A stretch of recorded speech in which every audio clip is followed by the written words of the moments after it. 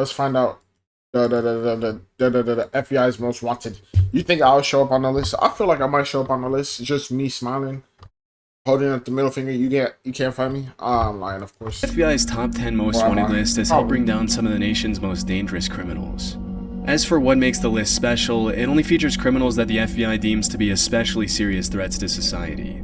And to get on it, you basically have to do something extremely messed up or have a very lengthy record of major crimes. Damn. The story behind the list goes that back in 1949, a reporter asked the FBI to list out the 10 toughest guys that they were trying to catch so they could ask the public for help.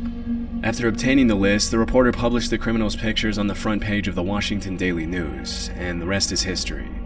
Since then, the FBI has been able to catch almost 500 wanted fugitives thanks to public tips. Damn. These are the current criminals on the list. I mean, you do get paid for that. It's a tip, so you pay Bhadresh me. Kumar Shetanbai Patel. On April 12, 2015, a CCTV camera captured 2 Dunkin' Donuts employees, one male and one female, walking towards the shop's back room at around 9:30 p.m. before disappearing from view. A few seconds. You know what is most wanted explain? I get the explain, but I wish you I don't know how to explain it. I wish you would do a video on like the most wanted. Like, I don't know if this is a video on it, but like there's a wanted list, right? But like the worst of the wanted list. I wanna see what that's about. Seconds later, the man comes back into the camera's view, and it seems as if nothing out of the ordinary took place in the minute that went down between the 2 clips. A few minutes later, customers alerted the police when they didn't see any employees in the shop, and that's when the cops discovered something horrifying. Lying on the floor of the shop's back room was an Indian woman named Palak, lifeless, who had been pummeled to death by the man in the footage. That's so random. As it was later revealed, the man who took Palak's life was her husband, Bhadresh Kumar. That's her husband? As the authorities later learned, the couple had been through a series of major arguments in the months leading up to that day. According to court documents, the 2 of their visas were about to expire in a few weeks.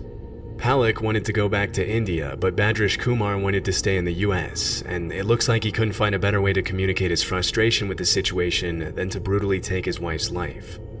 After the crime, Bhadresh Kumar was last seen taking a taxi from a hotel in New Jersey to a train station in Newark, but what he did after that is really anyone's guess. To bring more attention to a suspect who might otherwise walk away scot-free, the FBI placed him on the most wanted list.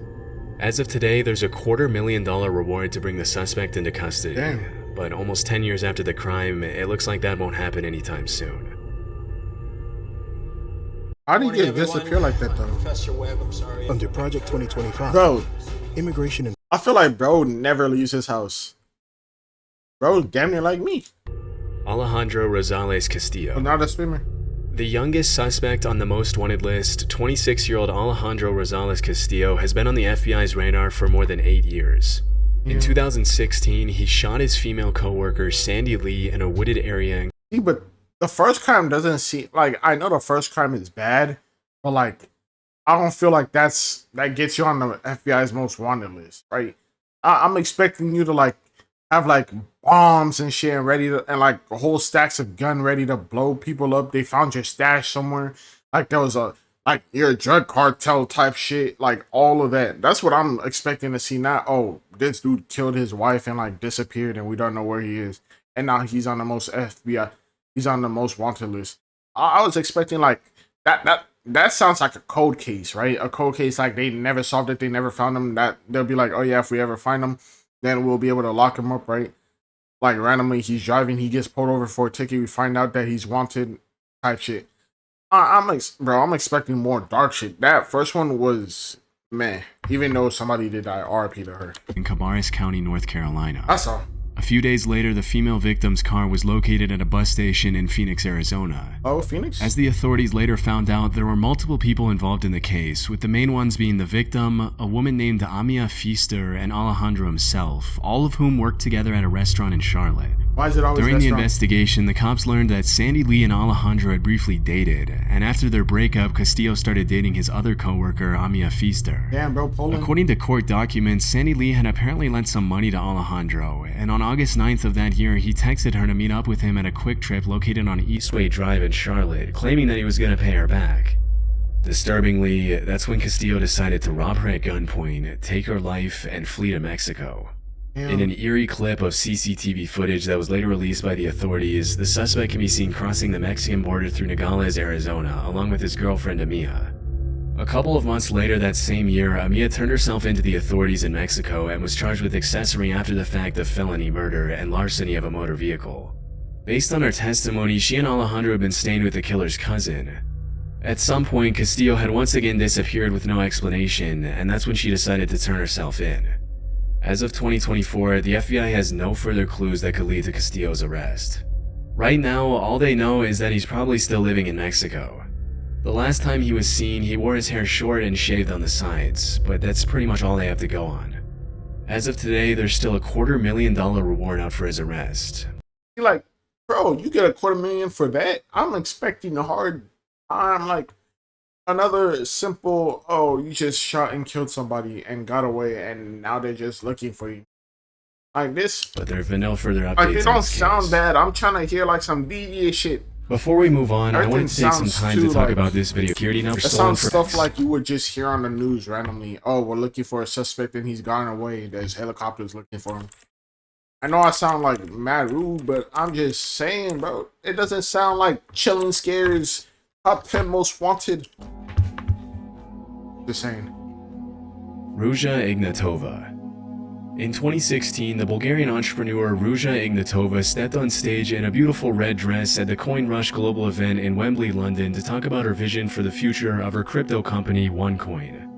During the presentation, she claimed that in 2 years, everyone would forget about Bitcoin and that OneCoin would dominate the crypto world as the one true cryptocurrency. It's hard to imagine that any of her excited, applauding investors knew that they were stepping into what was later described by the New York Times as one of the biggest scams in history. For several years, Ruja, or the crypto queen as she's known nowadays, promised her buyers a 5-fold and even 10-fold return on their investment in OneCoin. Normally, these kinds of claims are an immediate red flag, but because the entire world was scrambling to get on the crypto action, a ton of investors jumped at the opportunity without thinking twice, resulting in a massive OneCoin buying frenzy. Between 2014 and 2016, OneCoin raked in more than $4 billion from unsuspecting investors, with more than $50 million coming from investors in the US. As the investors learned when they bought into OneCoin, the company was pretty much a pyramid scheme in which they were rewarded for recruiting their friends to buy it as well. And for a while, the shady multi-level marketing model seemed to be working for Ruja. However, in 2016, a lot of her investors started complaining that they were really struggling to sell their OneCoins and that they didn't see how they'd ever recoup their investments. Word started to spread online that OneCoin was a scam, which drew the attention of the media as well as federal investigators. Unfortunately, it was a little too late by then. Less than a year and a half after her presentation in Wembley, Ruja got on a plane from Bulgaria to Greece and was never seen again. Damn, so she Disturbingly, during the investigations, a bunch of really messed up emails written by Ruja were leaked by federal investigators in which the crypto queen made it more than clear that she knew she was scamming people out of their hard-earned money from the very start. In some of her emails, she admitted that the company wasn't actually mining any coins, that her coin was trash, and that her investors were idiots for trusting her. In one of her emails, she proposed an exit strategy to her partner Carl Greenwood, which consisted of taking the money, running away, and blaming somebody else for the whole thing. During the investigation, Carl ended up pleading guilty to wire fraud and conspiracy to launder money, for which he was sentenced to 20 years in prison. Damn. As it was later revealed, the FBI had been onto Ruja long before she fled from Bulgaria, even recruiting her American boyfriend to look into her company's practices for them. After learning about her extremely sketchy business practices and her grand scheme to steal billions of dollars from investors all around the world, she was charged with wire fraud, money laundering, and securities fraud. This promptly landed her a spot on the FBI's most wanted. See, now this, even though she didn't kill nobody, that's a lot of money going ghost. See, like, I guess this could land you on a FBI most wanted. I can see this landing you there. List, becoming only the 11th woman to earn that distinction. Oh, wow. Looking into her past to find clues as to what could have influenced Ruja to do something so nefarious, federal investigators found some pretty interesting stuff. As it turns out, Ruja was fluent in 4 languages, was extremely intelligent, once had a job at a high-ranking consulting firm, and had been obsessed with fashion and maintaining her image from a very young age.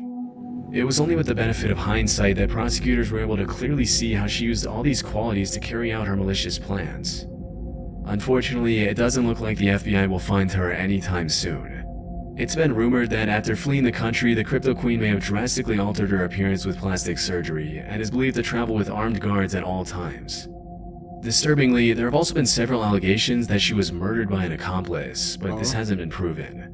If she is still alive, the FBI suspects Ruja is traveling on a German passport to the United Arab Emirates, Bulgaria, Germany, Russia, Greece, and multiple countries in Eastern Europe. But she comes back to Considering the how US. elusive she's been since her disappearance almost 8 years ago, it's unlikely the FBI will ever find out what became of Ruja with plastic Ignatova surgery, after pulling off one of the largest why not come financial back? scams in history. Arnaldo Jimenez. On May 12, 2012, Arnaldo Jimenez and his wife Estrella went out to celebrate their wedding in a black 2006 four-door Maserati. Less than 24 hours after the couple had said their vows, Arnaldo knifed his wife to death in the car, dragged her into the bathroom tub of her apartment in Burbank, Illinois, and disappeared without a trace. Okay, that's crazy. When Estrella didn't come back to pick up her kids at school the next day, her family called the cops, who ended up finding Estrella's remains still in her wedding dress in her bathtub. Immediately, a nationwide search for Arnaldo was launched, but by that time the suspect was long gone. During the investigation, it was revealed that Jimenez had reached out to a friend before fleeing and told him, "If anyone asks where I am, tell them I went to Mexico." Since then, the authorities have received multiple tips that Jimenez may have fled to Durango or Tamaulipas, Mexico, where he's believed to be hiding out with family members. Initially, a $100,000 reward was issued for anyone with information that could lead to his arrest, but 4 years after he was placed on the most wanted list, the FBI increased the reward to $250,000. Burbank police have stated that in the past 12 years they've received hundreds of tips about Arnaldo's whereabouts, but none of them had led to anything significant. After the crime, investigators traced his phone and determined that he had traveled from Chicago to Tennessee, then to Arkansas, and from there to Hidalgo, Texas, very close to the Mexican border. They were unfortunately unable to determine where he went after that. Police have also revealed that the car in which Arnaldo carried out his heinous crime was never found. If the suspect is ever caught, he'll be spending the rest of his life in prison for first-degree murder and unlawful flight to avoid prosecution. But based on how things have played out since the last time he was seen, it's unlikely Arnaldo will ever pay for his atrocious crime. I wonder why he did. That's just Vatel Ominison. As the leader of one of Haiti's largest and most violent criminal gangs, Craze Barry, Vatel Ominison, which do not let his name fool you, he is indeed not innocent, has terrorized the region for years, earning a spot on the FBI's most wanted list for his role in a string of brutal kidnappings and murders. See, this is what I'm expecting. Like a drug dealer that does all this shit, not like 2-3 people who just randomly kill for no reason and just go missing. I'm expecting like gang leaders. That's it. In October 2021, he collaborated with the notorious 400 Mowozo gang to carry out the high-profile kidnapping of 17 Christian missionaries in Haiti. Disturbingly, 5 of the kidnapping victims were children, one as young as 8 months old. Damn. Held at gunpoint, the hostages were reportedly kept captive for 2 months while the gangs demanded a ransom of $1 million per hostage. It was only after an anonymous donor paid an undisclosed sum to Craze Barry and 400 Mowozo that the missionaries were finally released. Based on court documents, Innocent and his crew ended up spending the ransom money on weapons. That same year, the Haitian president was assassinated, which caused Innocent's influence to grow exponentially in the chaos that engulfed the country. In the aftermath of the assassination, Craze Barry claimed new territories and expanded their ranks quicker than the cops could even keep track of. In 2023, Craze Barry boasted an estimated 600 members, many of whom were young children who were involuntarily recruited to serve Innocent's criminal organization. Almost exactly 1 year after the kidnapping of the Christian missionaries, Craze Barry kidnapped 2 U.S. citizens under Innocent's orders, Marie Odette Franklin and Jean Franklin. Unfortunately, one of the victims did not survive, while the other was held for a $300,000 ransom. Somehow, Innocent still managed to walk away scot-free. In April 2024, CNN released an interview where Innocent brazenly showed off his luxury home, which sticks out like a sore thumb in the extreme poverty surrounding him. Surrounded by gold-rimmed couches and chairs, Innocent explained to the reporter how he came to power. In the interview, he shamelessly blamed Haiti's corruption on the country's politicians, refusing to take any responsibility for his own actions.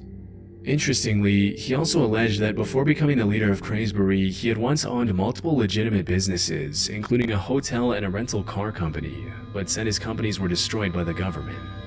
According to multiple crime analysts, Innocent was once a political activist before he turned to violent crime to maximize his influence.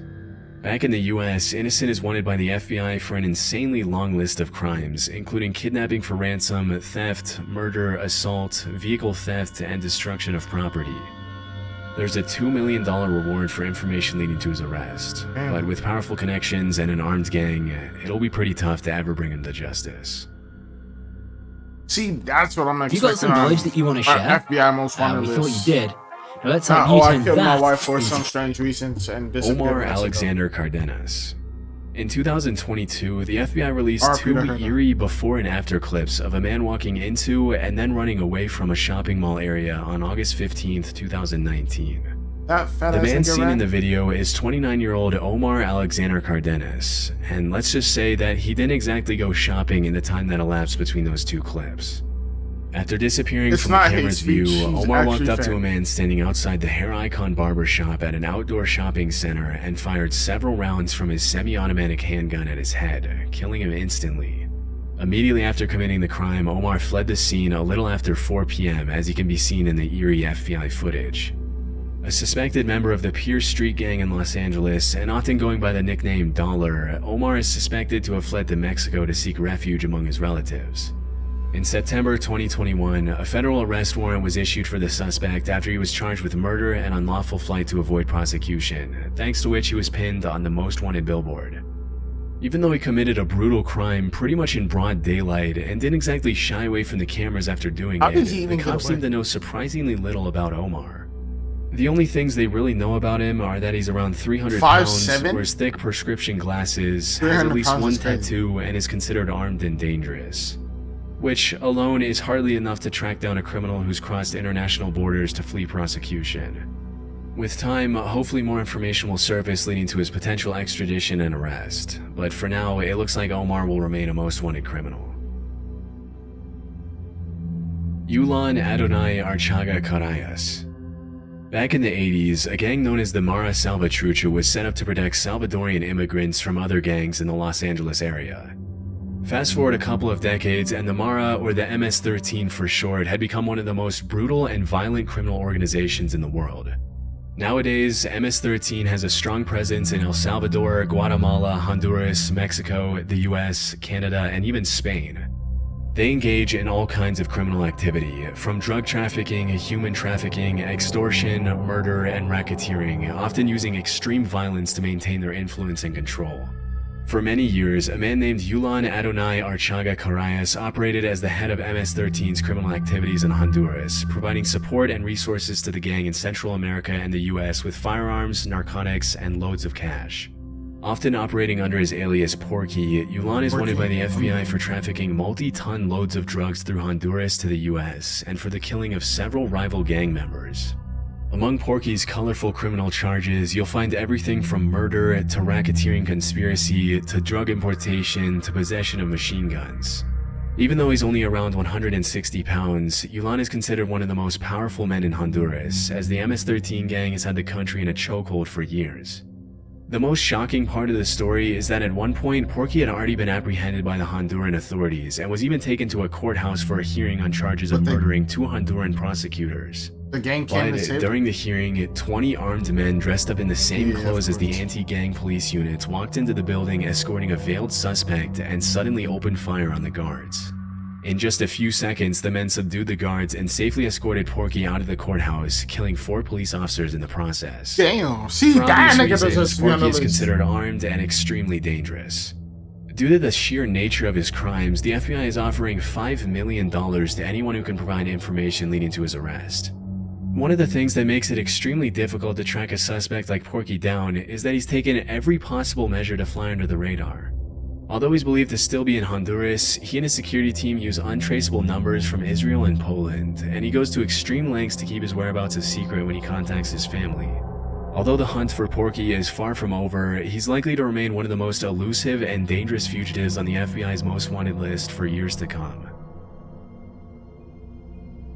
Alexis Flores. See, he deserves to be on One there. seemingly peaceful afternoon in July 2000, 5-year-old Ariana De Jesus was playing on the street in Philadelphia with her sister and friends when her mom went out for a quick trip to the store.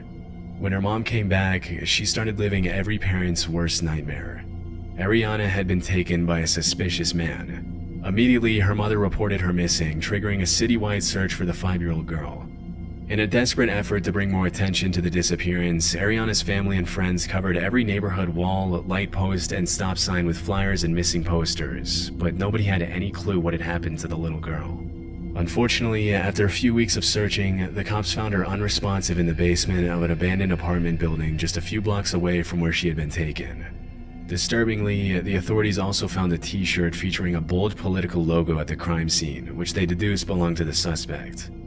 During the investigation, a man came forward stating that he was pretty certain the t-shirt had belonged to a guy he only knew as Carlos, a drifter he had once employed as a handyman.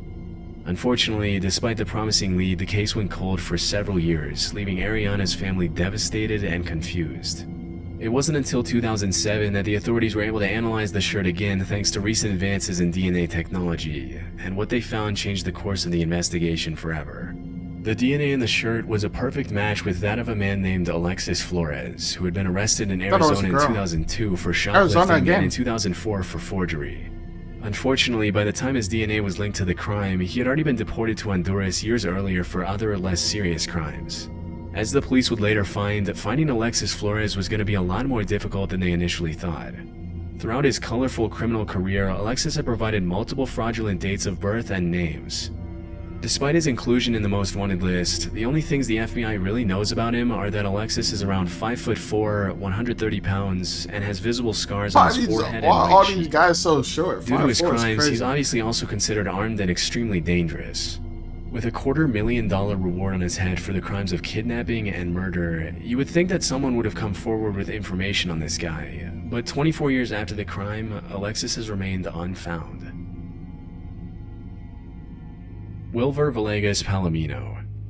The National Liberation Army, or ELN, is a Marxist-Leninist guerrilla insurgency group in Colombia, often referred to as Colombia's last true insurgency and one of Latin America's most powerful criminal organizations.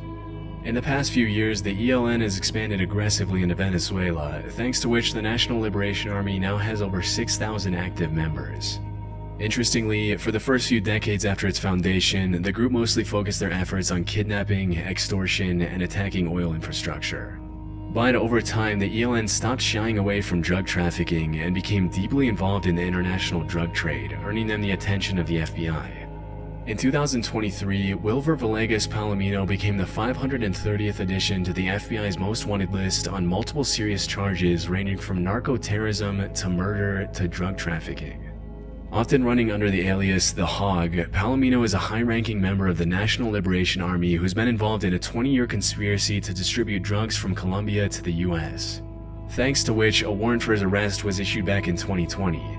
Wilver has also been accused of murdering multiple human rights advocates in Venezuela and the Catatumbo region in Colombia between 2017 and 2019.